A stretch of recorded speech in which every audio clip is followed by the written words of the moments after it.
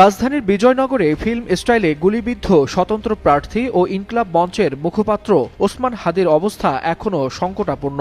Dhaka medical college হাসপাতালে দীর্ঘ অপারেশনের সময় তার 2 বার হার্ট অ্যাটাক হয়েছে। চিকিৎসকরা বলছেন হাদির কন্ডিশন খুবই ক্রিটিক্যাল, তবে তিনি বেঁচে আছেন।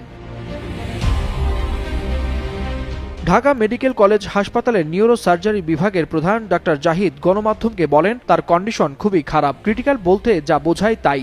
অপারেশনের সময় হাদির 2 বার কার্ডিয়াক অ্যারেস্ট হয় এবং নাক মুখ দিয়ে প্রচণ্ড রক্তক্ষরণ হয়। ডাক্তার জাহিদ সতর্ক করে বলেন, আমরা কোনো আশার কথা বলছি না, তবে মানুষটি এখনও বেঁচে আছেন, বাকিটা আল্লাহর ইচ্ছা। চিকিৎসকরা জানান, মস্তিষ্কে বুলেটের ক্ষুদ্র ফ্র্যাগমেন্ট রয়ে গেছে, যা অপসারণযোগ্য নয়। উন্নত আইসিইউ সাপোর্টের জন্য স্বজনদের অনুরোধে তাকে এভারকেয়ার হাসপাতালে স্থানান্তর করা হয়েছে।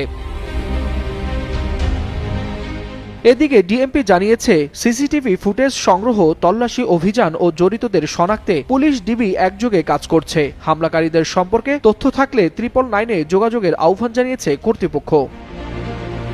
ওয়ালিউল হাসানাত, যুগান্তর নিউজ।